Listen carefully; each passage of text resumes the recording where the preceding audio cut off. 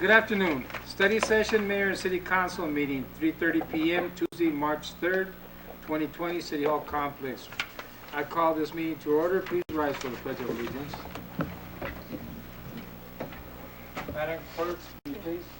I pledge allegiance to the flag of the United States of America and to the republic for which it stands, one nation, under God, indivisible, with liberty and justice for all. Thank you very much, Madam Clerk. Number 3, communications. Number 1, general plan, update, process, overview. Maria from Planning and Zoning Center. Maria. Buenas tardes, Maria. Buenas tardes, Mayor Garino and council members. And I'll also like to welcome the Planning and Zoning Commissioners that are in the House. And I've been informed that it's Lucette Mimiaga, Jesus Lorenzo Marquez, Jose Agustini, and Jesus Gomez was not able to make it today. I believe he's undergoing surgery, so we hope that he's doing fine. My name is Maria Mas, for the record, and I'm a principal with the Planning Center, and my address is 2 East Congress in Tucson, Arizona. So we have a presentation today. You'll receive a package with 2 big presentations. A lot of these things are going to be images, and we're going to be thinking about what's happening and that is new. And I wanted to kind of give you a presentation of the last general plan, all of the background and current conditions, and all of the thinking that went into producing, and that's one of the things. We're not going to go over it, but it was a summary, which is not that much of a summary, but that will let you know how big the general plan is. But it will encapsulate everything that went into producing that plan so that you were familiar with what happened back then. For the presentation today, I'm going to focus on what have been the findings, since we haven't started talking to the public yet. And then at the end of it, if we do have time and you're willing to do that, I have a small visioning process just for the people in this room now who are the leaders and also the Planning and Zoning Commissioners to see what are your major issues for the next round. We're going to ask the same exact questions to the public, but we want to be able to see what are the differences and where the community is going and where the council members are going and all those kinds of things. Before I begin the presentation, and we're going to be addressing population and housing numbers in this, I want to just say I congratulate you for what you're doing, and you're going to see why. One of the problems that we're seeing with the numbers and the changes in numbers of population and housing from the 2000 and 2010 counts is that you're losing population, and it makes no sense because when I look at the housing, at the occupancy rate, which is 90% of occupied housing in 2010, and at the household size determined for that year of 3.62 persons per unit, and you make those calculations, it gives you a higher population than the population counted in the decennial census, so it makes no sense. That all tells me that we're not being counted properly because you have housing and you have people that should be in housing that are not being counted. And it gives you a percentage of people that should be in housing in an average household size, and they're not being counted. And that's not even counting the amount of population that is going to be living in group homes or other types of facilities that are not residential units. So I want you to keep that in mind because a lot of the research that we do is based on the numbers that we get, and if the numbers that we get are telling us one thing, but there is a different, issue, then we're having a problem with the data. So that being said, let's go into the presentation, and please feel free to interrupt and ask me questions as we go, or save them for the end, however you prefer. So first, we have the agenda for today is to look at the general plan process, an overview, the background and current conditions technical report, and an update on the findings, and a visioning session, and then questions and answers. And for you to know, the background and current conditions update is this big, and it's almost completed. We still have a couple of missing data that we're waiting for, and will come to you probably by the end of next week, at the latest, on Monday, the next Monday.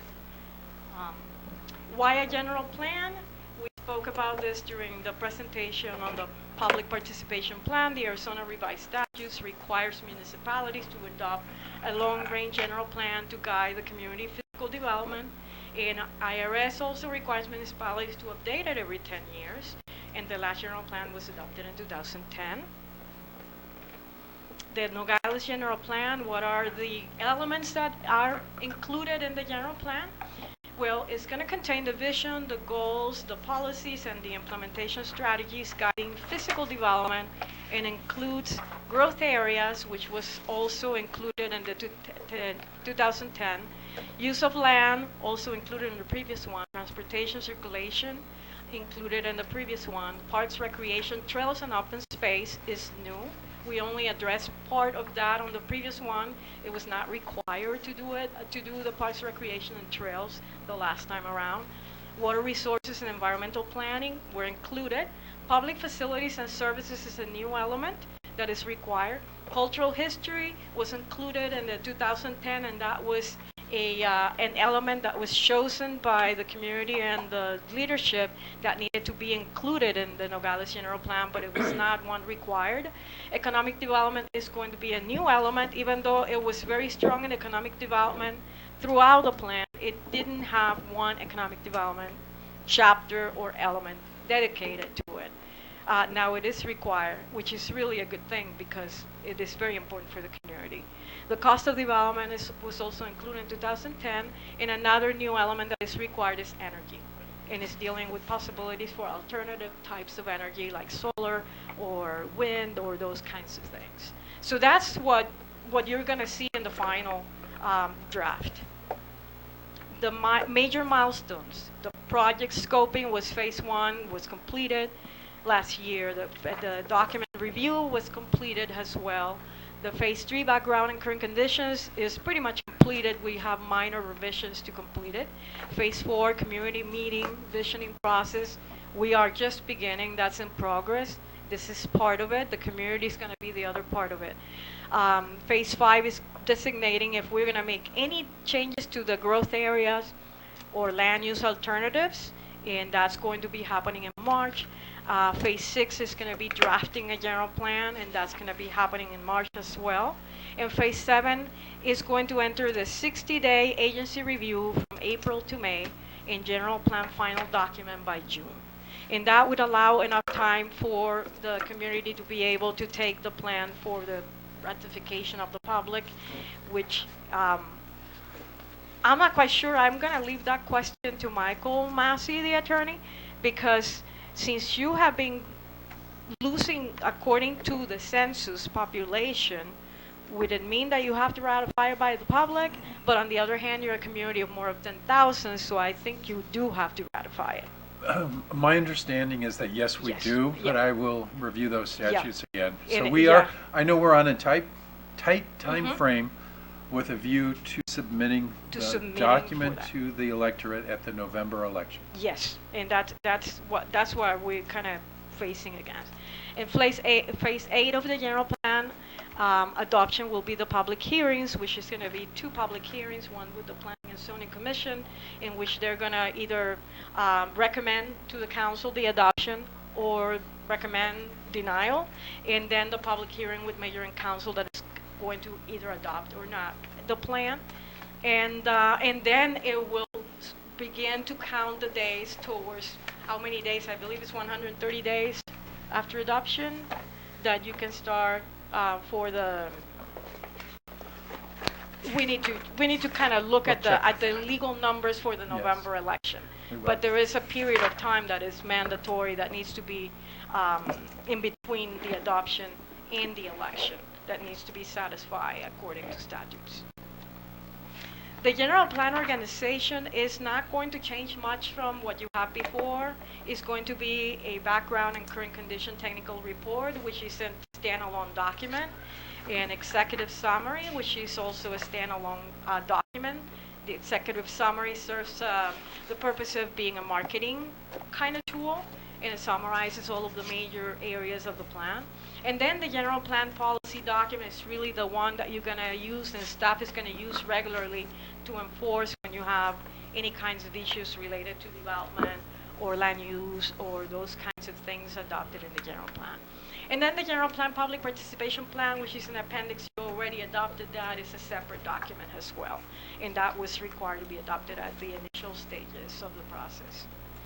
The project team includes the project management team, which includes the project manager for the city of Nogales, which is Eduardo Delgado, with planning and zoning department, and the consultant team, but it also includes other members of the project management team, which will be Michael Massey, the city attorney, and John Kissinger, the deputy city manager, and Edward Johnson, the city manager, right? And then the project team includes all of the consultant and the staff that is working on the plan, the staff of the city. So all of our staffs combined. And the guidance team are going to be the Planning and Zoning Commission, the agencies, technical advisory committees, advisors, school public landowners, adjacent jurisdictions, Chamber of Commerce, your employers. We have a list of all of those stakeholders that we're going to need to reach out to. So summary of findings, and this is a little bit of what I was touching at the beginning. This is the population according to the Bureau of the Census. In the 1990, the population was 19,489. It increased in 2000 to 2,878. Then 2010 shows a decrease in the population, slightly. And then the estimate, because an estimate is based on computing those two, the 2010 and the 2000 numbers, so it's a projection based on those two numbers, ended up being a lower number that which was supposed to be if countings were correct. So that gives you a comparison. Everybody else, the county and Arizona is growing, and there is a show of a small decrease in population that might be because of lack of counting. Then when you look at the incorporated places, again, if you look at the projections of the population, and again, I have to reiterate that all of the projections prepared by the Department of Economic Security, Research Administration, are based on Bureau of the Census, and they're based on those two base years, 2010 and 2000. So if those 2 years are showing a decrease, all they're going to do is do an increment and project that. So your projections are going to be really low, right? And so if you don't get counted, all of these projections are going to be impacted. And the reason why counting is important is because if your projections are low, then how do you estimate properly what are going to be your needs for critical facilities, your needs for sewer and water, your needs for all of those kinds of things? And it also impacts all of the share revenues at high, federal level and state level, which is crucial for a town like Nogales that has the wear and tear of a city like Phoenix, but the budget of a tiny little town, and because of all of the wear and tear that you get from all of the traffic and folks coming in and out through the border. So demographic and socioeconomic trends, other trends, the median age was 33.7 in 2017 compared to 34 in 2010, which means that we're getting younger. And that means that you have a population that is healthy. That's very good news. But it makes no sense with the representation of the counts, because if you have more younger people, you should not be having a less number of population. It doesn't make any sense. Those are things that happen in communities like Fountain Hills, where you have no young population, and everybody, mostly like 60% or 50% of the folks are over age 60 or 50. And so you get a shrinking population. So it's really strange to me that the numbers really don't match. The median family income in 2007 was $33,452 compared to a slightly slower one in 2010. That's also good. More than 94% of the residents' population of Nogales, Arizona is classified as minority, with 99% comprising the category of Hispanic or Latino ethnicity. And we all know that, ¿verdad? But at least that appeared to be really strong in the census. based on U.S. Census Bureau 2007 population estimates, the 2017 population estimate for Nogales was 20,233. These figures represents a decrease of 604 people from the 2010 census and a decrease of 645 people from the 2000 census. And so it makes no sense, because when I look at the housing and I make the multiplication by household size, it gives me a larger number, which is 26,000 minus the 10%. You end up with like 23 or 24,000 people. So why are we getting numbers that are lower? It makes no sense to me. And that indicates that there is an issue with the counting. Physical setting, you all are very familiar with Nogales. This is the one of the statutory requirements back in 2010 was to determine what would be your growth area. And your designated growth area was adopted in the previous plan, and is the yellow that you see in there. The red rectangle is the city of Nogales. And a lot of research went into determining why that kind of growth area and expansion area. And one of the things, several things were considered. Some of them were the fact that you have your treatment waste, international waste facility way at the north area in that area. And another one was the impact of the flooding and hydrology within the city of Nogales and the planning area. Another was the topography. The area has high relief in a lot of areas, and therefore not all the area that is vacant is developable. In addition to that, there's also the issue of having chunks of the Coronado National Park coming into the city limits, which also precludes that land from development. So even though the Nogales people might say, well, we have space to grow, you might have space, but it might not be developable. And that's one of the things that was considered back then.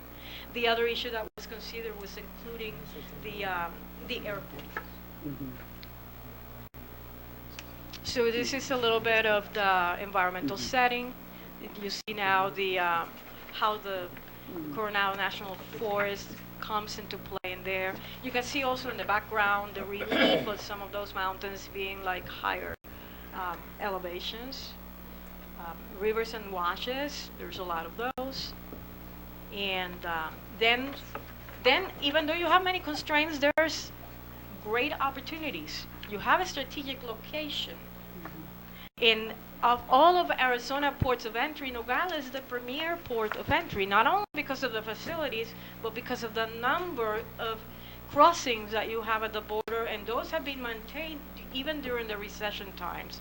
And because of the amount of the spending that has occurred from all of those Mexican visitors that come through the area. But the spending doesn't stay here, so we need to change that. So here, the functionally classified roadways have not changed much from the last plan. Some of them are highway administration, all of them are ADOT roads. And this is your premier borders numbers. You have all of the borders in Arizona in there. And this data is from the U.S. Bureau of Transportation Statistics, the Department of Transportation 2018. So it's very recent. And it shows Nogales has the biggest port of entry in Arizona, with trains, trucks, personal vehicles, buses, in just greater number than anybody else. And then when you look at the whole span from 2013 to 2018 in buses, pedestrian, personal vehicles, personal passengers, and trains and trucks, you get to see how the numbers are pretty much increasing, with some exceptions that go a little bit down in buses and those kinds of things. But it's a pretty steady amount of people crossing the border annually through the port of entries, the different port of entries in Nogales. So that is a snapshot of a real comprehensive set of findings for the technical report, but these are the most crucial things that are going to be impacting your area. in terms of how we are going to look at economic development and how we're going to be looking at how do we capture some of the folks that are crossing and bringing them in, and how do we address all of those things. Counting, hopefully people are going to continue to see the campaign and are going to be counted. Whatever happens in the next census is going to determine pretty much your share of revenues for the next 10 years, and because those numbers are going to impact all of the projections or estimates from then on. That being said, does anybody have any questions at this point? Yes, go ahead. Maria, could you go back to the page that says summary of findings? I think it's like 8 pages back. I just got a quick question for that one. Which one? To keep going, I'll tell you when. Yeah, that one? Yes. This one? Yes. Talk to me a little bit about those figures, what they represent, how they were determined. You're talking about the all of those numbers in there, the population numbers? Correct.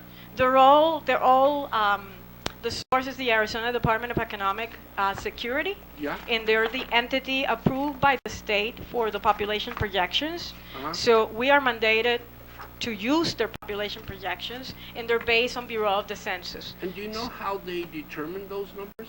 How They come use up the base years. They use it's a long methodology, and Right. I can get you that. But they use basically the 2010 and the 2000 populations, and then they look at the increments, and then they calculate and they plug in births and deaths and all those kinds of things. So I didn't do very good in math in school, but when I did the quick math on it, it looks like it's, to me, 7% growth increase across the board for all of those cities. Pretty much. Exactly the same. Well, yeah, because probably they use some kind of maybe they use county share. It depends what methodology they use. I have So to check like for it. the city of Nogales, the population of 20,837 to grow to 2050 at 28,436. When I did the math, and maybe I didn't do it right, but it came out to 7%. But when I go down to Rio Rico and I look at them, because in theory Rio Rico is growing so much quicker and better, faster than we are, I come up with the exact 7%, and that's why I was Yeah, asking. and actually, John, a possibility is that they use percent. There's several methods to calculate projections. One of them is the percent share of the county. And what you do is you look, all of them are going to be based on what happens in the year 2000, the decennial census, in the year 2010, just spread the it decennial equally? census. And that method will see what the population of the county and the counts were for all of those areas. And what it's going to do, what percentage of the county it was in those 2 years, it was this percentage. So then we come now to the projected year, and you just look, you project the county, which is what they do, and then the rest, Back it out? the rest is backed up. Okay. And the other one to get it is increment. But whichever method you use is going to be depending on what population you have in 2000 and 2010. So that's why all of these numbers, if I tell you honestly, they mean nothing because they're estimates. They're not really dealing with people, right? Right. But the numbers that deal with people are the counts, and the counts that is coming is really important because I believe that in the 2010, many of the communities in the border on Arizona were undercounted, and there's many reasons for that. Many of them are political. Many of them is like in border communities, you tend to have undercounted folks because people are afraid or they don't want to be counted, and this is really common in all of the communities that I work with that are in the border, and it's also common in communities in the border in other areas of the United States. No, No, just one thing, Maria, I know it's like John was saying, because if you live along a border and, and I see things different, I don't know what members of the city council, how they feel. But if there was say an opportunity that another port would be open in Nogales, on the east side, and the growth of Nogales, Sonora, and the maquiladora industry and everything with the medical field that they're exploring and they're doing very well in Nogales, Sonora. If that was to happen, there could easily be a population explosion in Nogales. Oh yes, absolutely. And and actually, these are just findings that are just for you to realize that a lot of these numbers, even though they come from state agencies, they're bogus numbers because really, the methodology is an estimate. It's not really a count. And what we need to do is make sure that we have count the population. Now, the other side of planning is promoting growth. In promoting growth, one of the problems that Nogales may be having is that it's losing its Nogales youth because there's not enough to retain them in town, right? And that I know of it, not because of studying, not because of what we did for your findings, but because I go to Lima Community College, I work for them, and we have a high population of folks from Nogales that study there. So they're not staying here, even though the University of Arizona has a campus here, and I believe that even ASU is wanting to explore the possibility of having a bigger presence in the area, because I work with ASU as well. What we also include in the findings is the explosion of population in Nogales, Sonora. So the other side of the border is just growing very fast. And what you mentioned is totally right. What we saw in the last meeting, the presentation about the economic development and the opportunities for that industrial park and being able, all of those factors are going to influence Nogales. But if we continue to be looking at these numbers, we need to do other things. So in the findings, you're going to find all of the strategies, economic development wise, that are being, that are currently moving in between Nogales, Sonora and Nogales, Arizona, and the whole region. And I think that the key for this general plan, from a recommending standpoint as a consultant, will be for the city to really consider strengthening the economic development focus of everything citywide, because that's gonna be the key to improving the quality of life, to retaining your youth, and to also promoting healthy growth, which is what we're tasked to do from requirement at state level. Yeah, because I had a representative from Tennessee. They were in my office. They've been here twice already, and they're coming back at the end of this month. They're very interested in Nogales and the USMCA, and they look at all these things, and they know how important the border region is for the future. Yeah. For their companies, they have different companies, and the plans of investing in Nogales, because of the size of Nogales and being the model port of the state of Arizona, they're more interested in Nogales than the other ports in Arizona. So hopefully we can sell Nogales to that company to the point that they do develop here and bring more businesses and better paying wages for employees in Nogales. So I know for a fact Nogales is being looked at. Yeah. So And actually, that'll bring people, and that'll bring businesses, and that'll bring more. yes, I agree, and that's what I'm recommending, that you have a really strong platform, that even though you're going to have an economic development element in the plan, that everything has a component of economic development, because the success is going to be determined on how strategic you are as a community to do those things. And that was something that actually the last plan was strong at, and it was really favored by the voters. People wanted quality of life, healthy growth, and wanted employment. So in order to be able to fulfill the needs of the city and increase your revenue shares, population increases, you need to create the conditions to attract those companies to come over. You also have to be able to produce the housing and those kinds of things to be able to serve those folks, because the people that in today's market that work for corporations or for maquilas or for whatever, they're looking for a different quality of life than they were back in 2000 or many years back. They're looking for like quality of parks, and you have those. They're looking for amenities and beautiful scenery, and you have that. And but they're also looking for good housing, and they're also good schools, you have that. So you have a lot of the things that are already in place to further that, but need to kind of tweak certain areas to be able to even further it and have a very strong platform to support that. So, any more Yes. questions? You made a comment right now about our students going to leaving Nogales to go to Pima Community College, right? So- Yeah, some, but I just want to make it clear, because right now, it's not a full-time student equivalence, but we have an excess of 600 students here attending Pima Community College. Oh, yeah, that's true too, yeah. Continuamos. Well, okay, so any more questions, no? Mayor? Is there anybody? No? So let's do our exercise, which is going to be very simple. I put some post-it notes and a pen in your areas. Oops. And we're gonna have a mini visioning session with the leadership and the Planning and Zoning commissioners in the room.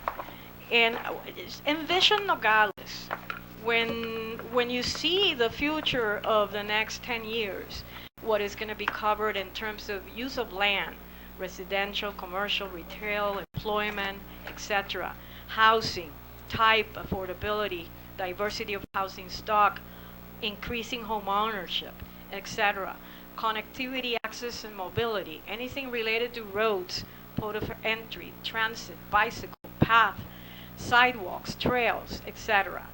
Parks, recreation, trails and open space, amenities, programs, nature trails, those kinds of things.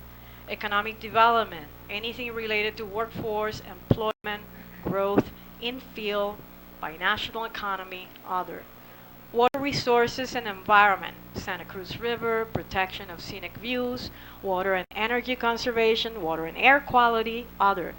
Healthy community, access to fresh local foods, aging in place, active lifestyles, any of those things.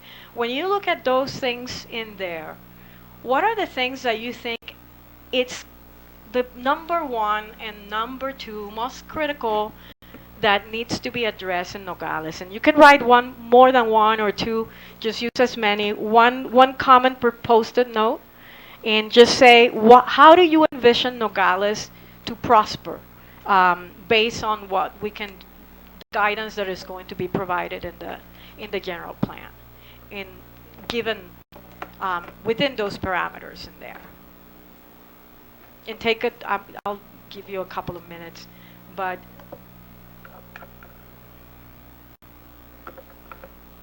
and while you're doing that, I'm going to show you a couple of things related to redevelopment.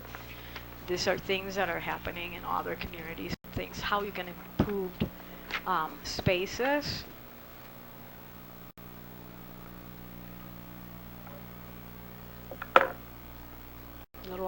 Little ideas from different communities throughout Arizona. What is it that you need the most? What needs to be defined? What do you think is the most important thing that you envision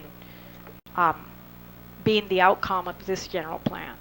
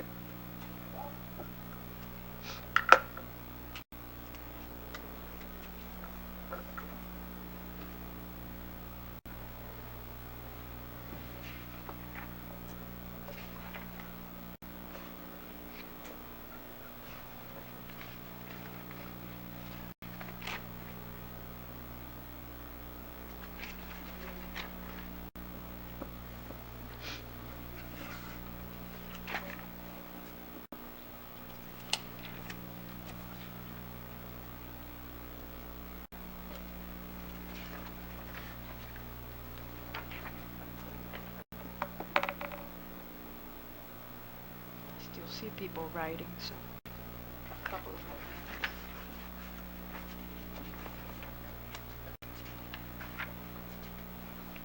And you can have everything related to one topic or various different topics that you consider that are really important.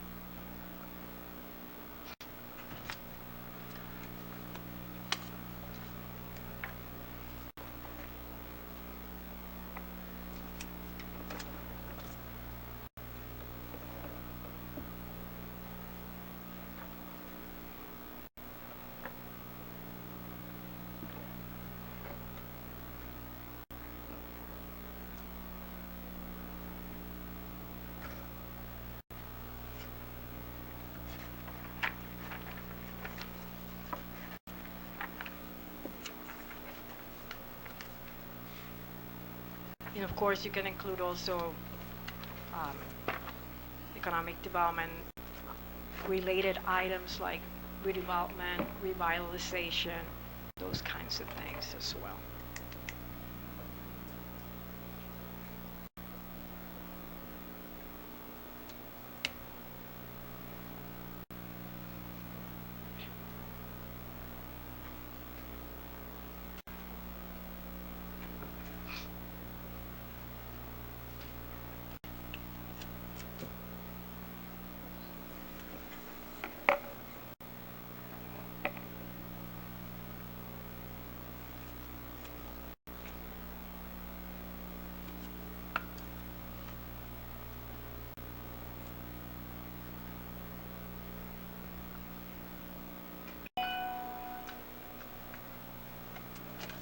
Everybody ready? Yeah? Any more questions?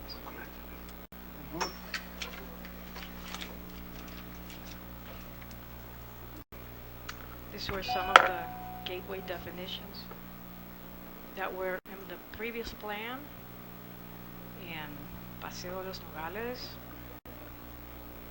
and a very important crossing, pedestrian crossings in downtown. And we don't know if these are going to be the same issues that are needed, but if I tell you, if this hasn't happened, it needs to probably happen at some point, having revitalized that downtown as well. The next steps are going to be finalizing and submit to the city for review and comment the background and current conditions technical report, as I mentioned earlier, and the community visioning process in mid-March, and draft general plan by end of March, and then coming the 60-day agency review, April to May, and public hearings in June. And throughout all of that process, the 60-day agency review allows time for more comments and changes, and also the public hearings allow time for comments and changes all the way to the day of the adoption of the plan. If there are any more questions and answers, questions. This doesn't have anything to do with our present zoning throughout the community, does it? No, it will influence probably, depending on what you do with the lands, if it's going to change. Back in the last general plan, we worked very closely with George Linero, who was also the planning and zoning director, but also the zoning examiner. The reason why we created the kind of character areas was to allow the flexibility to be able to, support the types of development that were compatible with the different character areas. I'm not quite sure that that's going to change much, because some of those areas are really like neighborhoods that are already neighborhoods with a certain character. And then what was done was that outside of those areas that are developed, the use of PAD, Plan Area Development, was the tool chosen at that time, which gives a little bit more flexibility to attract the kind of quality development. And it also allows to create mixed communities, like what you have in Rancho Saguarita and those kinds of things that are master plan. And then to allow to be able to like get past a lot of the checkerboard zoning that may no longer apply, because a lot of the zoning in most of Arizona communities is really old and really doesn't apply with the market of today. So those are kind of like the tools that the other plan had to address zoning and be able, like, if the zoning doesn't support it, can I do a plan area development or a master plan? And then that would be also something that we need to work with the planning and zoning commissioner and see what they think about it too, and their input is going to be very important as well as yours in the community too. And if they wanted, is the zoning on Morley Avenue where they could have retail on the bottom floor and housing on the top floor? Is that zoning? I believe the general plan as it is, I have to double check, allows mixed use in all of the downtown areas, because that was the idea, to be able to create an active space where you have the retail but they're not using the other floor, and then having whomever lives there, it will be an active space that helps with anything from improving the conditions in terms of having eyes on the street, having the street activated, having 24-hour neighborhoods, those kinds of things. And it also, you need rooftops to support development. So when you have a downtown that doesn't have residential, it's just really hard because people are not going to drive. And if I want to drink a beer, I'm not going to drive all the way from kind of some other areas. To go to downtown, I might go to what is closer to me. But if you have people who are living around, and a great example was to create the building for senior housing at walking distance from a lot of the service and library and all those kinds of things. So I believe it is already in the plan, and that was the idea, to create mixed-use districts in the downtown to support that kind of revitalization. You know, Maria, some of the illustrations you showed there with the train, you know, there's been some issues, and I don't know how we would deal with it. I think some serious conversations with Union Pacific would be the best way to go. But we had plans of doing a walking trail alongside on Grand Avenue on the railroad side of it, from Dole Street all the way to Baffert, and Union Pacific did not allow us to do that because they wanted us to build actually a 6-foot fence between the walking trail and the railroad, and certain sections the train is right next to the sidewalk, or the curb for on the ADOT right away, and those sections they didn't even allow us to even walk through there, you know, because it's too close to the train. So we're kind of like in a predicament when it comes to that, you know. Yes. Because No, I understand. You show the train on the I did show it because that was in the other plan, and at that time it was something that the community wanted, and it was something that it was talked that there were going to be conversations with Union Pacific, and it will be depending on them and on right-of-way issues to maintain the whole corridor. However, if that is not, that's why I'm asking, if that is not something that is going to be happening because you already went that route and it didn't work, then we need to eliminate it. See, because the plan we had at the time I was the public works director. We did the sidewalk on the west end from Dole Street all the way to Mariposa Road, and actually all the way to Baffert. When they were going to resurface Grand Avenue, and on the west side we were going to do exposed aggregate as a walking trail. So we wouldn't spend on sidewalk on that side, just a walking trail and stuff, because we had plans for the health and wellness program that we had at the time, that they would use that route and walk underneath the guideline and people would walk around it. So that fizzled out right away when the Union Pacific really, you know. And now if you go downtown, Union Pacific put a fence all the way down. You can't go. So I talked to some of the seniors that live on Bungalow, and they're kind of disturbed because they used to go across Bungalow through the railroad tracks to Food City. Now they have to come all the way to Court Street and then go to Food City and then come around. So, I think, when it comes to a general plan, I think there's gotta be, talk between all of us so that we can be successful in doing something like that. Because, Absolutely. the trains, if it wasn't for the train, there wouldn't be no Nogales. Yeah, we understand that. And actually, in the last general plan, there's also an overpass because of Yeah. the issue of connectivity and service. And I understand that is not But going it's to. been a proven fact that Yeah. overpasses don't work. There's one right Mhm. across the border. Nobody uses it. Yeah. They built this one there, and if you stand there and watch for 2 or 3 hours, nobody will go through it. They'll go right through the cars Hmm. to go to Calle Elias because nobody wants to climb that thing. So, I know pedestrian overpasses there's one only in the whole city of Tucson, and they just put it up right now on I-19. Do you see that one? Yeah. They just erected it where they knocked the other one. So they're not very. They're nice to look at, but they're not very useful. Yeah. So the people rather wait till the train passes and then they just go across it. Yeah, and actually, yeah, and Mayor, I agree with you. A lot of what happened back then was that we have two design charrettes, one for historic preservation and the other one which was focusing on downtown redevelopment with Chipo. I mean, the state, I don't know how to pronounce that, but the state historic preservation office was guiding that one, and the other one was the design charrette of the general plan. And because of having two design charrettes, it was very design oriented, and that was a lot of what came out from that. I would recommend that all of those things get out of the plan and focus on the things that matter and just give guidelines with policy of, what things that you want to see for beautification rather than kind of like, we're going to do this.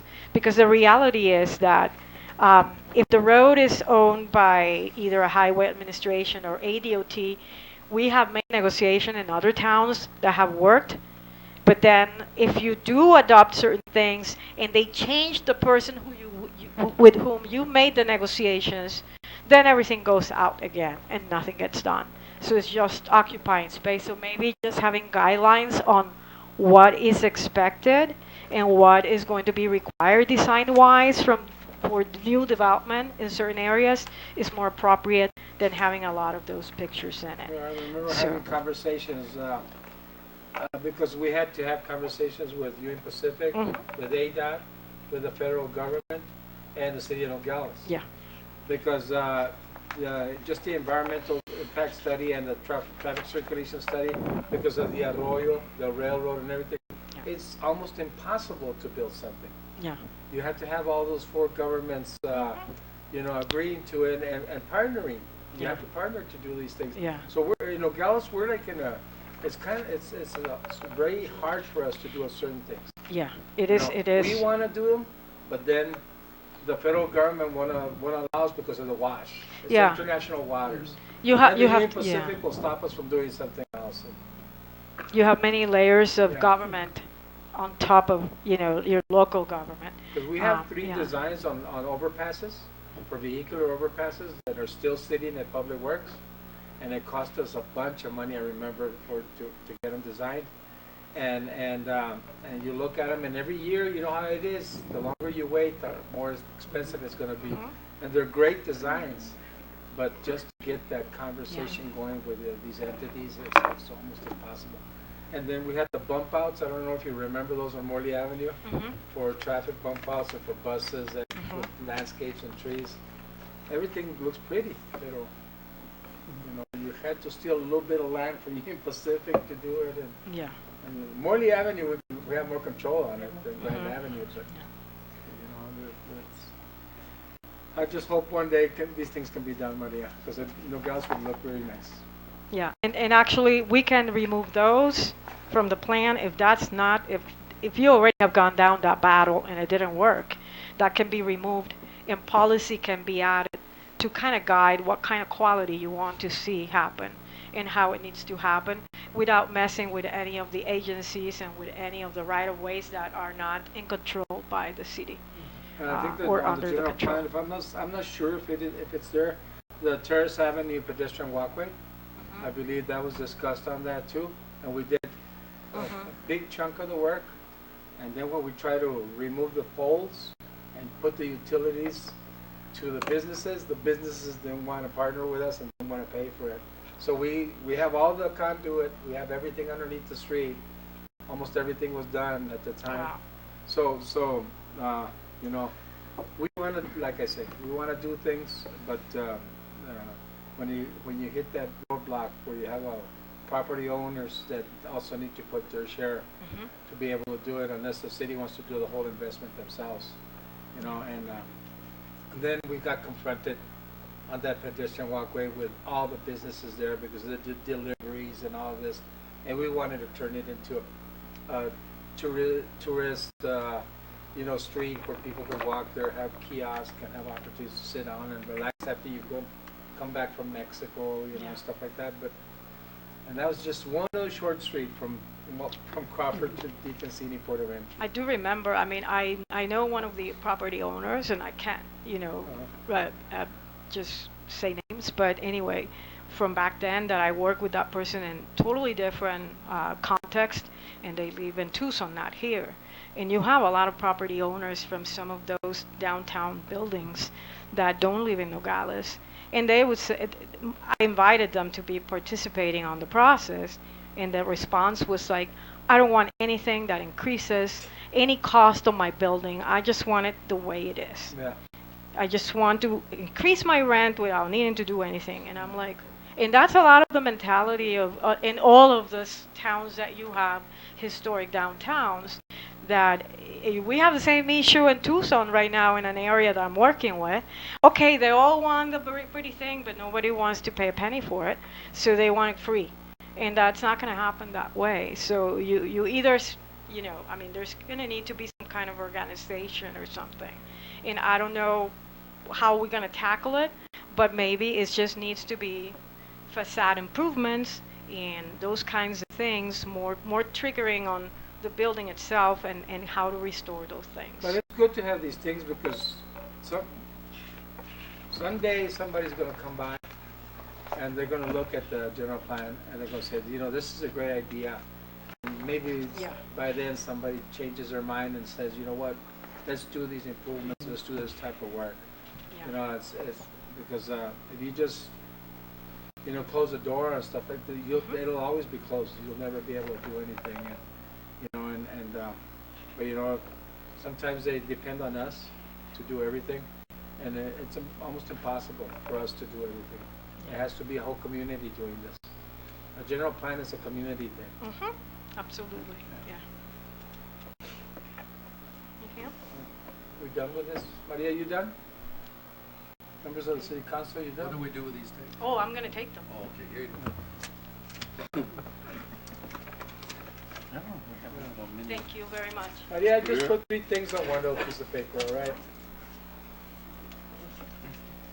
I went to go research your question. You need a lot of parts when you. A lot of parts. A lot of parts. No, I'm supposed to. Mr. Barona did them all for us.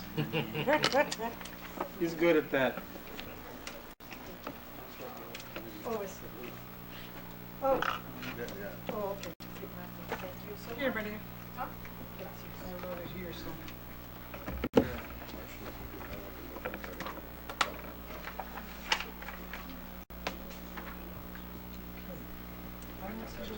Mayor, No, todavía no llega. We're gonna take a break for. for economic development, Councilman Hassan suggested that we build a Trump Tower. Overlooking all of Mexico. Right next to the Bowman, or should we just go right closer to the border? Closer to the Yeah, the best. La pondremos enseguida en la iglesia. We're still on. Yes, I know. Okay, we're gonna take a 10-minute break. Okay. Or wait a minute, as soon as the, No, now we're gonna wait because we still have the presentation for the proclamation for Down syndrome. That's attached to the same one. Okay, so we're gonna take a break right now? We're gonna take a break and then we'll reconvene, right? We'll reconvene when they come I back. don't need any more. Mayor, what time to expect? You were the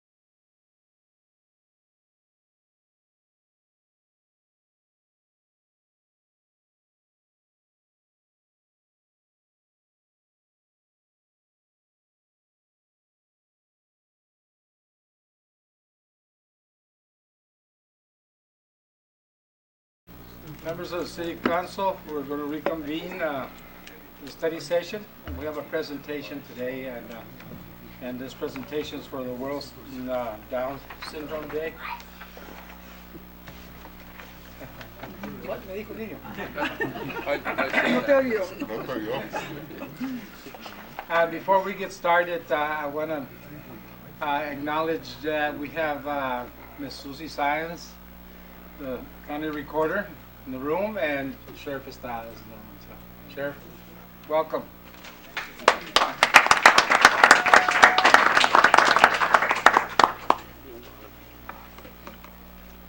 And of course, everybody else, you guys are the dignitaries, and the Sheriff and Susie are just visitors. Okay.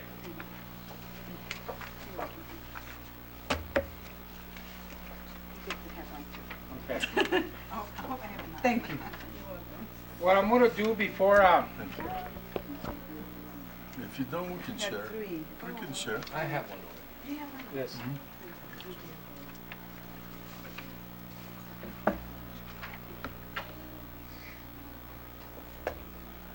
What I'm going to do before we have some of the parents' testimonials that we have. Did you have the? Say. It's going, sir. It's going already? Okay, that one. Okay, perfect. I'm going to read the proclamation first before we do anything. Proclamation World Down Syndrome Day.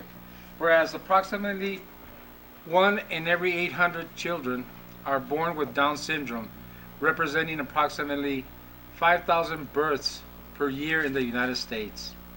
Whereas Down syndrome is a naturally occurring chromosomal arrangement that has always been a part of the human condition, existing in all regions across the globe, and commonly results in variable effects on learning styles, physical characteristics, or health. Whereas people with Down syndrome possess a possess a wide range of abilities and are actively participants in educational, occupational, social, and recreational circles of the community. Whereas recognizing the inherent dignity, worth, and valuable conditions of persons with intellectual disabilities as promoters of the well-being and diversity of our communities, and the importance of their individual and autonomy and independence, including the freedom to make their own choices. Whereas March 21st, 2020 marks the 15th anniversary of World Down Syndrome Day, the date that was selected by the Down Syndrome International to signify the uniqueness of Down syndrome in the triplication of the 21st chromosome and is used with Down syndrome. Therefore, on November 1st, 2011, the United Nations General Assembly made a resolution to designate March 21st as World Down Syndrome Day to observe every year beginning on 2012. Whereas the UN has invited all member states, relevant organizations of the United Nations system, and other international organizations, as well as civil society, including non-governmental organizations and the private sector, to observe Down Syndrome Day in an appropriate manner in order to raise public awareness of Down syndrome. Now, therefore, I, Arturo R. Garino, Mayor of the City of Nogales, do proclaim March 21st, 2020 as World Down Syndrome Day. I'm going to present this to Maria and Jack.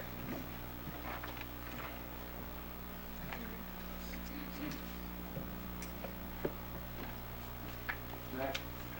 Okay. You guys do a lot of work, Maria. You do a lot of work. I'm so glad to have you in the community. And you guys being with us.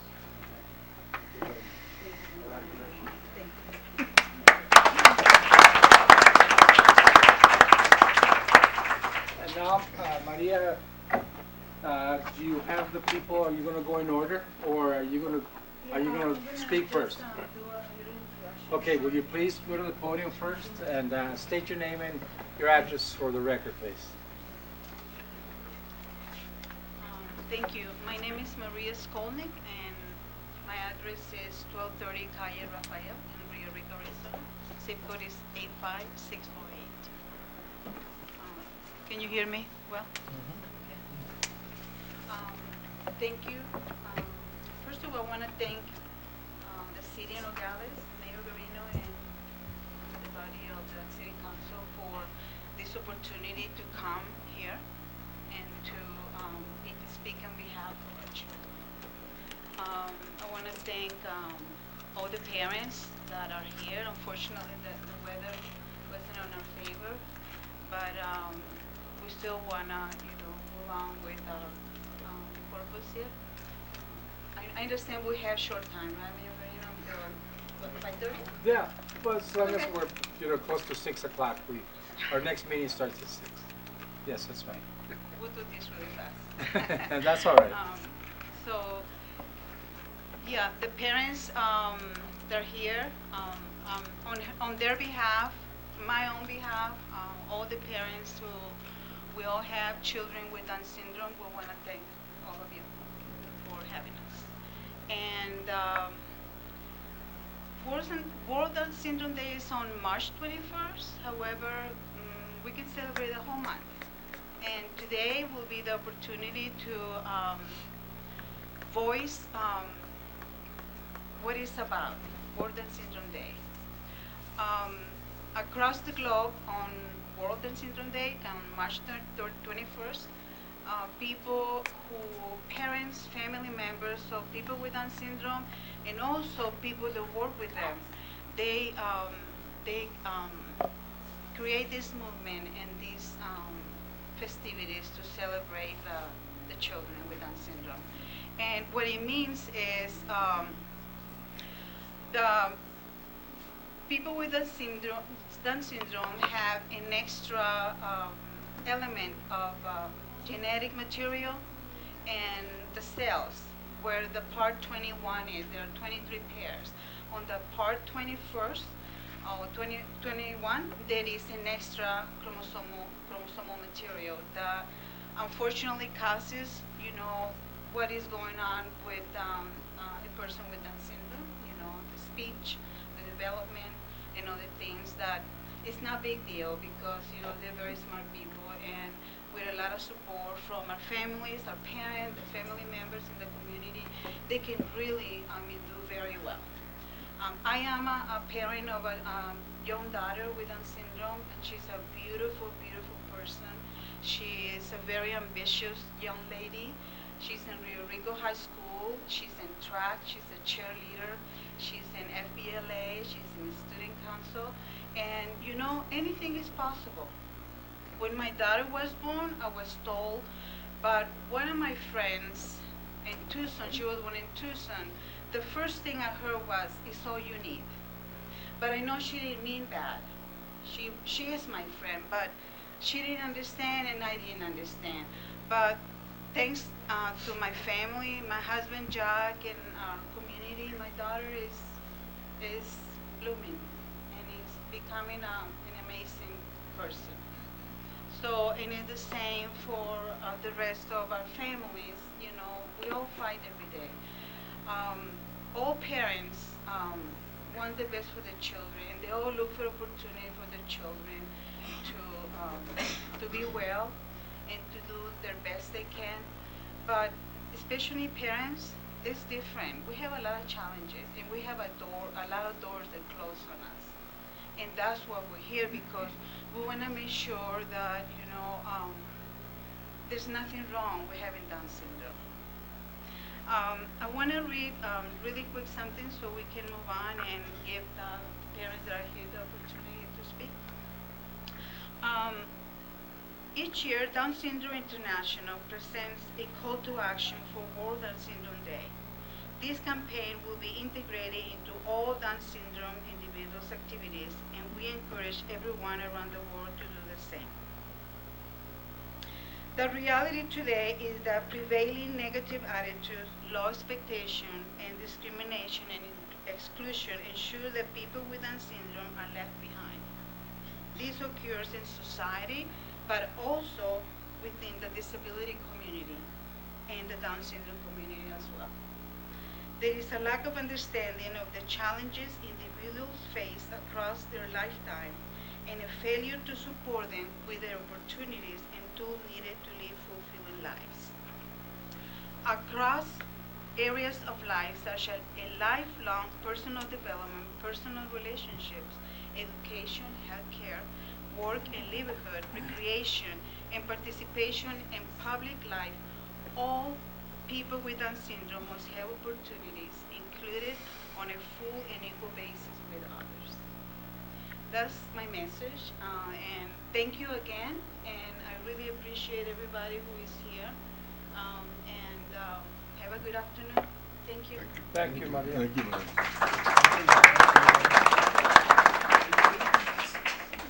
Bravo, Maria. I'll do it in Spanish, okay? That's fine. Okay, most of the parents Primero here tu are nombre, Spanish speaking only, so. Tu nombre primero y tu Okay. domicilio. Maria Angelica Hernandez, 844 West Bid Place, Nogales, Arizona. My daughter's name is Angela Maria. There she is.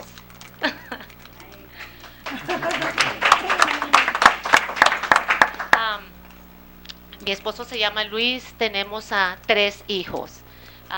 El mayor, Rodolfo, él es, terminó su carrera en la Universidad de Arizona, es Deputy Sheriff en Pima County.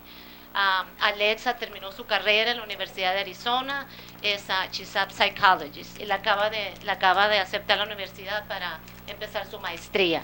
So, está bien contenta porque no es fácil entrar. Y Ángela tiene probabilidad de ir a la Universidad de Arizona. Hay un programa que se llama Search y es para ellos, para encaminarlos a una carrera, para encaminarlos a algo bonito. Decir mucho de ellos, pues mira, como mamá, orgullosa igual de ella que como mis otros hijos.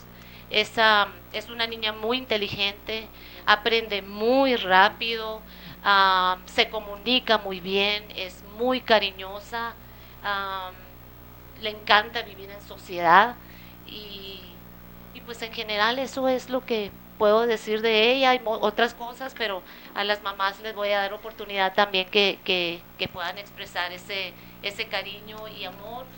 A veces me siento un poco incómoda cuando se habla de inclusión. Es una manera, por favor, acéptenlos, inclúyenlos y shouldn't. O sea, se ven, ¿saben? O sea, como cualquier niño común, con sus necesidades, pero véanlos, ni decir inclusión, ni acéptenlos, ni háblenlos, ni digan, no, son maravillosos y somos iguales todos ante los ojos de Dios, ¿no? Para empezar. Gracias. Gracias.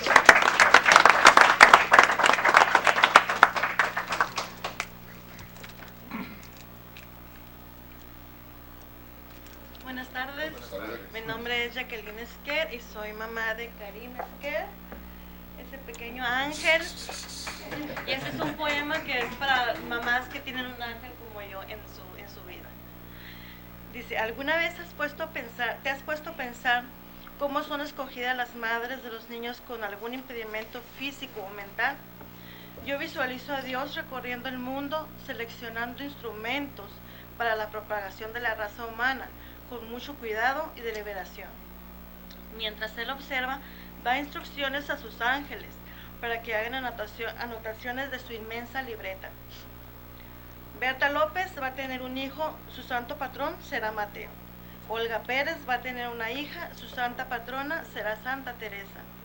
Carmen Macías va a tener cuates, su santo patrón será Pascual. Finalmente, le dice el nombre del ángel y sonriendo, dulcemente señala, dale un hijo impedido. El ángel, lleno de curiosidad, le pregunta, ¿por qué, Señor, si ella es tan feliz? Exactamente, sonríe Dios. ¿Podría yo darle un hijo especial a una madre que no conoce la risa? Eso sería demasiado cruel para el niño. Pero Señor, ¿tiene ella mucha paciencia? Yo no quiero que sea demasiado pasiva, porque puede hundirse en un mar de autocompasión y desesperanza. Una vez que pase el primer impacto y se recupere, ella sabrá manejar la situación. Yo la estuve observando hoy y tiene seguridad en sí misma y personalidad independiente, que son tan raras y necesarias en una madre. Como Versa, el niño que le voy a dar vive en su propio mundo. Ella tiene que lograr hacerlo vivir en un mundo real y eso no será fácil. Pero Señor, ¿piensas que ella se ha olvidado de ti? No importa, eso lo puedo arreglar. Teniendo este hijo siempre sabrá que estoy ahí. Esta madre es perfecta, es un poco egoísta. Y el ángel traga gordo. El egoísmo es una virtud y Dios afirma, si ella no puede separarse ocasionalmente de su niño, no podrá sobrevivir.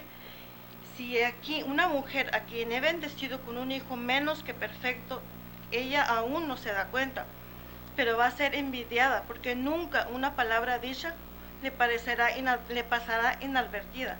Nunca un pasito le parecerá común o corriente. Cuando su hijo diga mamá, por primera vez estará presenciando un verdadero milagro, que no cualquiera le toca presenciar y que no todas saben valorar.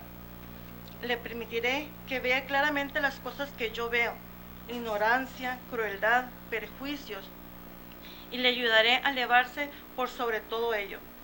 Nunca estará sola, yo estaré a su lado cada minuto, cada día de su vida, para que haga el trabajo que le estoy dando con la seguridad de que estoy siempre con ella. ¿Y su santo patrón?, preguntó el ángel. Dios sonríe, su hijo lo será. Gracias.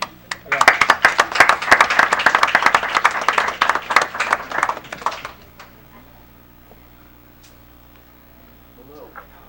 Maria's first half.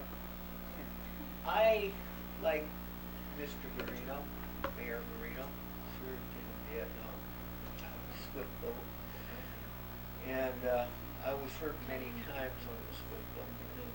The one thing I learned, and I also knew John McCain used to go to French quarters and live it up, but that's another story. I learned in the service from young boys that didn't have high school educations even, that we all won, and that we have to help each other.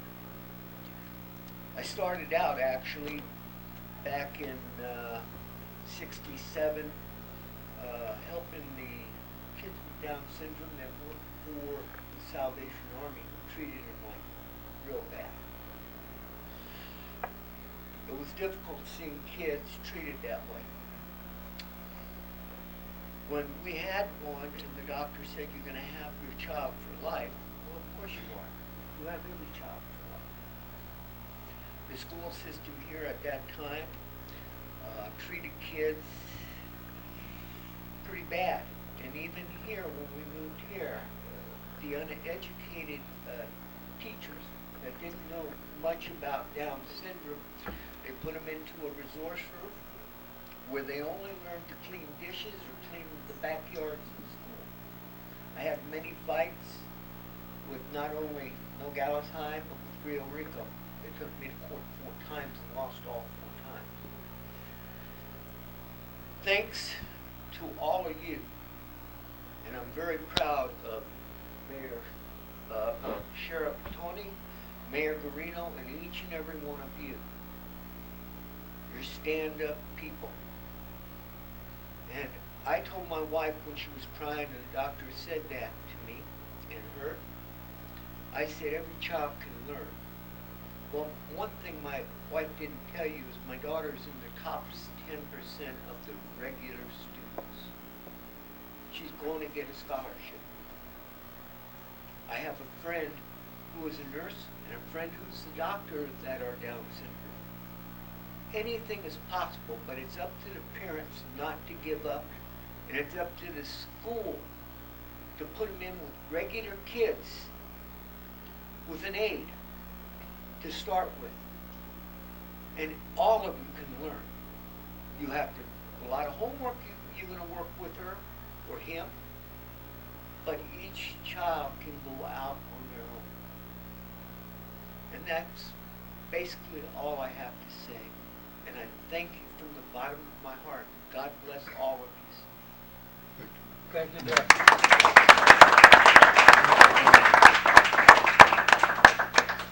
Buenas tardes, mi nombre es Verónica Ramírez y mi hijo se llama Jaden Medina. Hey, Les voy a leer un pequeño párrafo. Personas con síndrome de Down y sus familias tienen mucho que ofrecer a nuestra sociedad. Síndrome de Down no es una enfermedad. Síndrome de Down es una condición genética. Una persona con síndrome de Down, en lugar de nacer con 2 copias del cromosoma 21, nace con 3. Gracias. Gracias.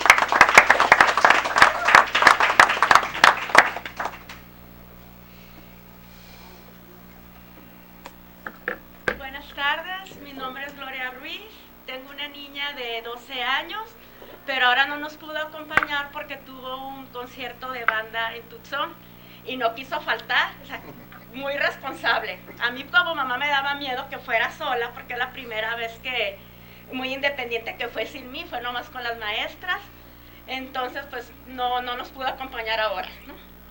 Les voy a leer un poema que a mí me gustó mucho. Me gusta mucho. A menudo me piden que describa la experiencia de criar a un hijo con discapacidad para ayudar a la gente que no ha compartido esta única experiencia, a comprenderla, a imaginar cómo se sentiría. Es algo como esto. Cuando vas a tener un bebé, es como planear un viaje de vacaciones a Italia. Compras un montón de guías y haces planes maravillosos. El Coliseo, el David de Miguel Ángel, las góndolas de Venecia, aprendes unas frases en italiano, todo es muy emocionante. Después de meses de impaciente espera, el gran día llega. Preparas tu equipaje y partes algunas horas después, el avión aterriza. Los tripulantes, horas después de que el avión aterriza, te dicen, bienvenido a Holanda. ¿Holanda? ¿Qué significa Holanda? Yo contraté un viaje a Italia. Yo pensaba que estaba en Italia.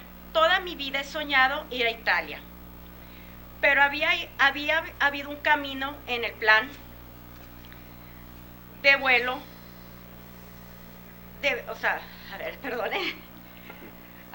Pero había habido un cambio en el plan de vuelo. Han aterrizado en Holanda y deberás permanecer allí. Lo importante es no tomarlo como un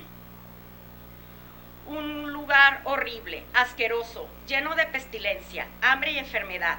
Es solo un lugar diferente. Deberás salir y comprar nuevas guías. Deberás aprender un lenguaje totalmente nuevo y conocerás a un grupo de personas que de otra forma no los habrás conocido nunca. Es solo un lugar diferente. Es más lento que Italia, menos deslumbrante que Italia. Pero después de estar un tiempo y tomar una pausa, miras alrededor y empiezas a notar que Holanda tiene molinos de viento. Holanda tiene tulipanes. Holanda también tiene rembrandts, pero todos sus conocidos están yendo y viniendo de Italia y ellos hablan acerca del maravilloso tiempo que pasan allá. Y por el resto de tu vida tú dirás, ahí es donde yo suponía que iba. Es lo que había planeado. Me he convertido en un viajero del mundo y he descubierto que no importa dónde se aterrice, lo que es más importante es lo que se logra hacer del viaje y que se vean y disfruten de las cosas especiales, las cosas hermosas, las cosas que Holanda o cualquier paisaje o ciudad tiene que ofrecer. Cierto, hace más de una década que llegué a un lugar que no había planificado. Sin embargo, estoy agradecida porque este destino ha sido más enriquecedor de lo que hubiera podido imaginar. Y esto es lo que pasa muchas veces con nuestros niños, que de momento cuando nacen, cuando no conocemos lo que significa el síndrome de Down, muchas veces nos asustamos por miedo, pero día a día pues vamos aprendiendo y Para mí es una de las mejores cosas que me ha pasado y es una bendición en mi vida. Muchas gracias. Is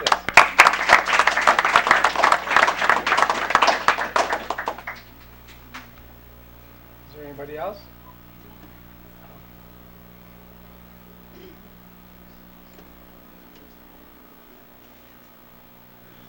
Buenas tardes, mi nombre es Lucía Bueras y yo no soy mamá, pero haz de cuenta que fuera. Yo cuido a una niña con síndrome de Down de 15 años, tengo 3 años con ella. La experiencia que he tenido ha sido muy bonita. Si Dios me hubiera mandado un hijo o una hija, yo creo que hubiera sido bien recibido. Ellos son muy inteligentes, como dicen todas las mamás. Lo único que yo creo que mucha gente, cuando yo ando con ella en el Walmart, en alguna parte, como les digo, yo no soy mamá, pero me hacen sentir mal. Cuando me dicen, su niña está muy bonita, pero está enferma. Y volteo y les digo, ella no tiene nada, no tiene catarro, no tiene nada. ¿A qué se refiere?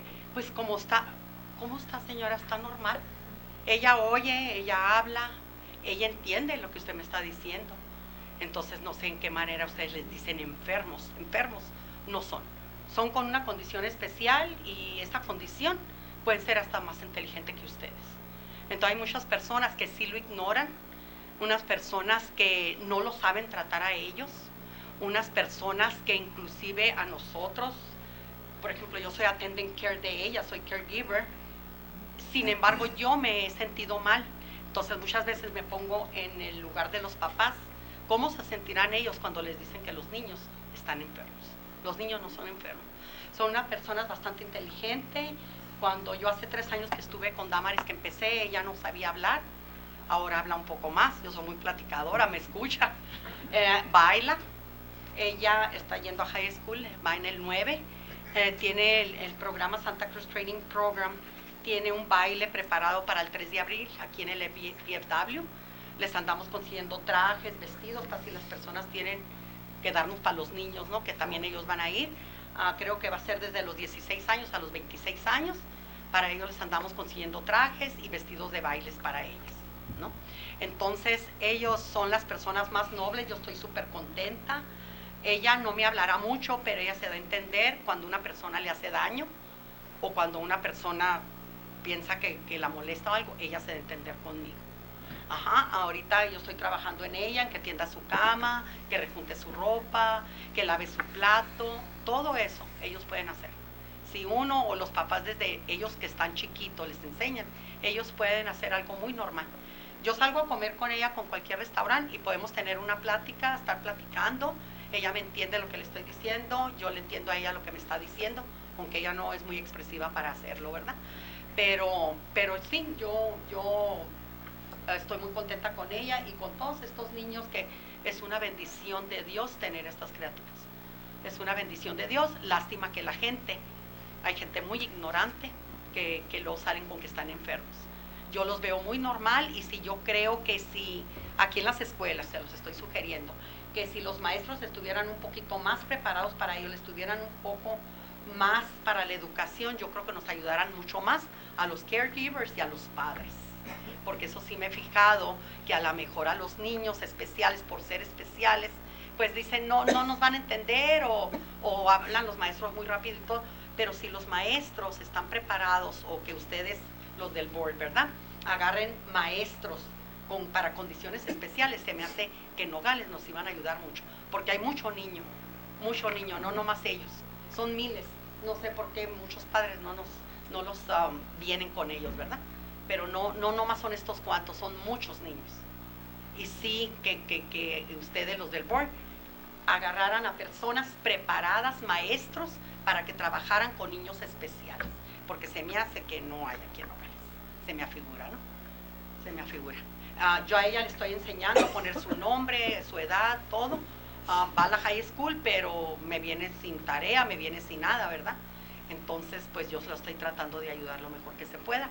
Y ojalá que el board también los pudiera ayudar a ellos con maestros, que hubiera, aunque sea uno en cada escuela de aquí de Nogales, high school, junior high, primarias, para que estos niños se prepararan mejor y fuera un ejemplo de aquí de Nogales, porque muchas veces veo en la televisión o en el YouTube que salen niños que son fotógrafos, dueños de restaurantes, de diferentes cosas, ¿verdad? Y aquí en Nogales se me hace que sí nos hace falta un poquito más para ellos. Sí nos gustaría que nos ayudaran. ¿Está bien? Sí. Muchas gracias a todos.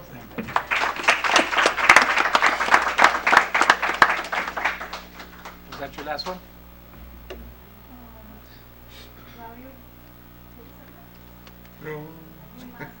Ah.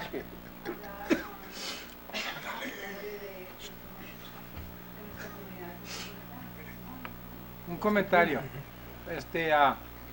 Yo doy clases de arte, soy maestro. Y le doy clases de arte a niños con Down syndrome. Sí tenemos en las escuelas aquí maestros que trabajan en eso. Y también con niños con autismo.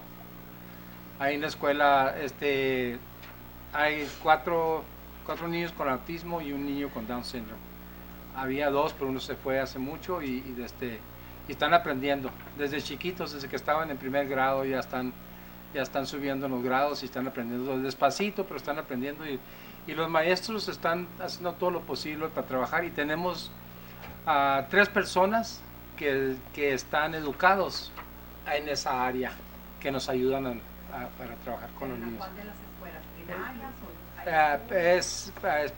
En elementary y secundaria, ¿no? Y desde la high school, no sé si yo no estoy en la high school, yo estoy en Sagrado Corazón. Pero yo sé que sí tienen, porque mi sobrina, que también es ajada de nosotros, de mi esposa y mí, ella graduó de Río Rico, de la escuela regular, es Irma, se llama, tiene Down syndrome, y ahora trabaja ahí en el Santa Cruz Training Center. Salió en el Homecoming Queen, en Río Rico, la Irma. Sí se puede, sí pueden, ¿cómo que no? Son igual que todos nosotros, ¿ok? Son igualito.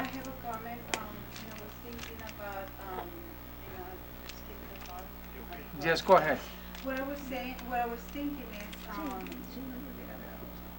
sometimes parents, we isolate ourselves, and sometimes we. Go to the podium. Okay. Es muy típico que los padres que tenemos hijos con necesidades especiales nos separemos. We isolate ourselves. Nos da miedo y no sabemos cómo comenzar. Yo estaba en esa posición cuando Francine nació. Mi esposo me ayudó mucho, pero yo pienso que en nuestra comunidad estamos haciendo mucho progreso en el sistema educativo por lo que está pasando con mi hija. Ella va a entrar al colegio comunitario aquí en Nogales. Parent Love Connection, ¿cómo se llama usted? Lucía. Parent Love Connection, el grupo de apoyo de los padres de Santa Cruz County, que estamos aquí, yo he hablado con usted sobre eso. A eso nos dedicamos, a educarnos, a prepararnos y a saber cómo establecer la fundación para empezar con nuestros hijos. Nunca es tarde. Damaris puede entrar a un programa de lenguaje muy preparado como el de la Universidad de Arizona. La mayoría de nuestros hijos están en ese programa. La mía ya no está porque está saliendo de la high school, pero los niños Jaden, Karim y Ángela están en ese programa en la universidad, y estoy segura que por medio de DDD Damaris califica para ese programa también. Si gusta, podemos platicar afuera un poquito sobre eso. Para eso estamos aquí, para ayudarnos, para conectarnos, para conectarnos con la comunidad, con los líderes de la comunidad, para que nos ayuden, para trabajar juntos en equipo. Eso es posible, yo sí creo en eso y sí puede pasar. Entonces, pero depende de nosotros los padres, todo depende de nosotros. Entonces, de nuevo, iba a decir eso, señor Garino. I was going to say that we cannot do it by ourselves. No. We need the community. We can't do it. No lo podemos hacer nosotros solos. Necesitamos la comunidad completa para ayudarlos a ellos. Y ese es el éxito de nuestros hijos. Entonces, muchas gracias a todos, al señor Garino y los miembros de la Consejería de la Ciudad, a todos los papás que están aquí, everybody who is here, Tony, We are happy you're here, everybody, Susie. Todos, muchas gracias, muchísimas gracias y muy buenas tardes. Muchas gracias.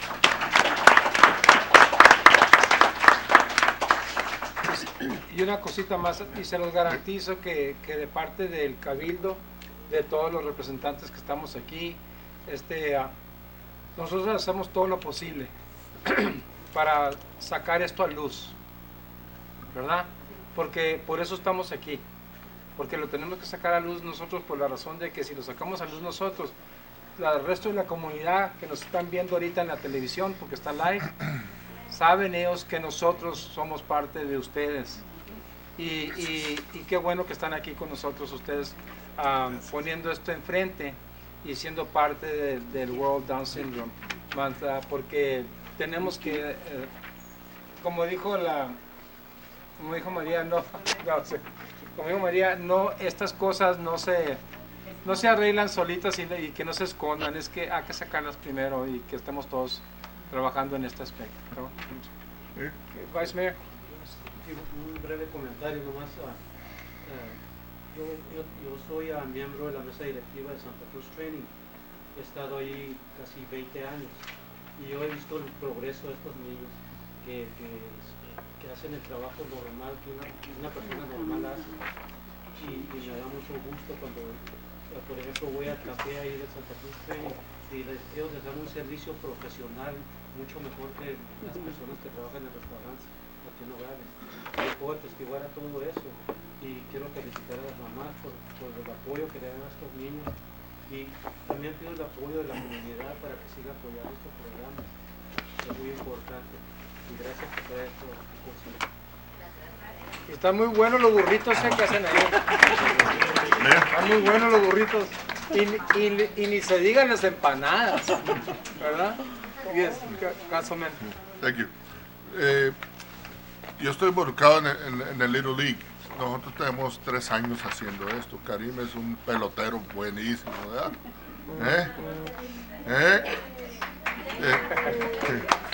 Es mi sobrino. Pero yo pienso que lo que dice María tiene mucho sentido. Muchas veces nosotros podemos ofrecer y desgraciadamente sí hay papás que lo ocultan a los pobres niños, que no los quieren involucrar. Yo tengo 3 años haciendo esta participación de los niños en Little League y es otro mundo, verlos jugar junto con otros niños, o sea, con niños normales. Ellos son normales, a lo mejor nosotros somos los abnormales, ellos no se mortifican de nada, nosotros sí, pero es una chulada. Mi esposa trabaja en el Santa Cruz Center, ya tiene como 8 o 9 años ahí, y atiende a niños especiales, le llaman. Pero realmente quizás ellos son tan especiales que nosotros, como les digo, nosotros somos los abnormales. Pero yo los invito a todos ustedes, si tienen, quieren que participen los niños. Little League está por empezar el 14 de marzo y yo sé que Karim ya está inscrito, pero si quieren inscribirlos no hay ningún costo. Nosotros de parte de la liga les hacemos sponsor, les damos la registración gratis a los niños y todo eso, y bienvenidos. Si me quieren dar su número, el nombre del niño, la edad. El año pasado hicimos algo muy diferente, porque nomás había, creo que 4 niños, 4 era nunca. Y el primer año que lo hice tuve 11, y no sé qué pasó, se me comenzaron a desaparecer, y ya no los trajeron. Y lo hacíamos como un juego especial para ellos, todos los jueves, jugaban de las 7 a las 8 en las tardes, los jueves. Pero pues ya eran 4, el año pasado los involucré con los niños de Coach Beach, fascinados. Además, se me hizo mejor el ejemplo de eso, que compartieran normal, que hacerlos especial o a un lado.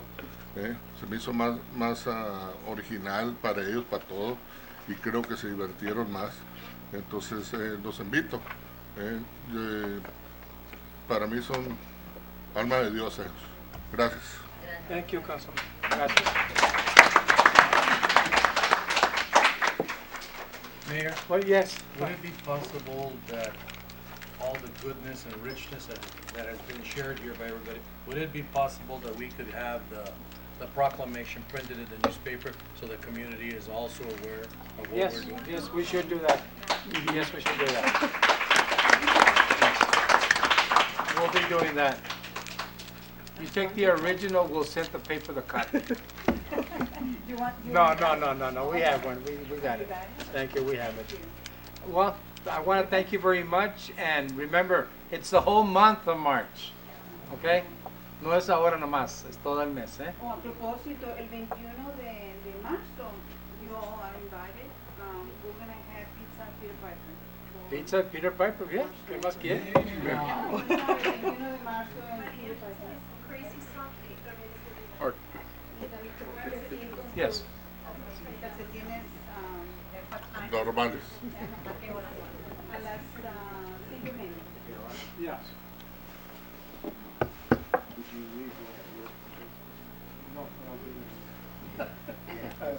A ver, los niños que vengan para acá con el se van a retratar aquí con nosotros. Vente para acá. Dale, Cari. Vente, hija. Peloteros.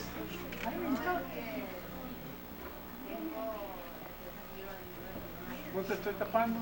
No, para nada. ¿Quién? Ya, que se bajen para abajo. Why don't you guys come down too? Vente, come on. True? Yes, yes, vente. True. Ay, hijita. You know, they forgot to say que me querían mucho. Your mommy did not say that. She should have said, yo quiero mucho al mayor. Pero vamos a esperar que lleguen los regidores.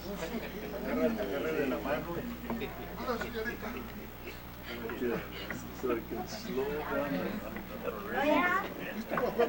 Peloteros. Oh my gosh. Sports Ready? Espérate, ¿vienen? ¿Vienen? They move slow. These councilmen are little. Not old, they're young. Okay. Bye, everybody. Yes, yes.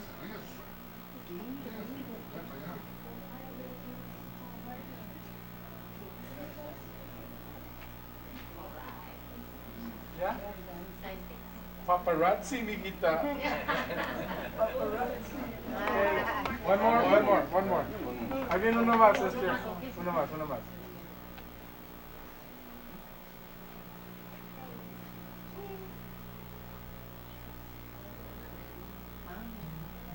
Thank you, guys. Thank you, mijita.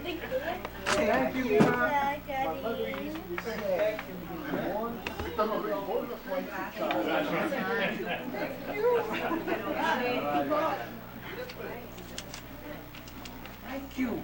Thank you, all right?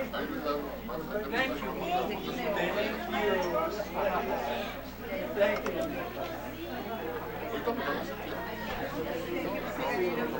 you.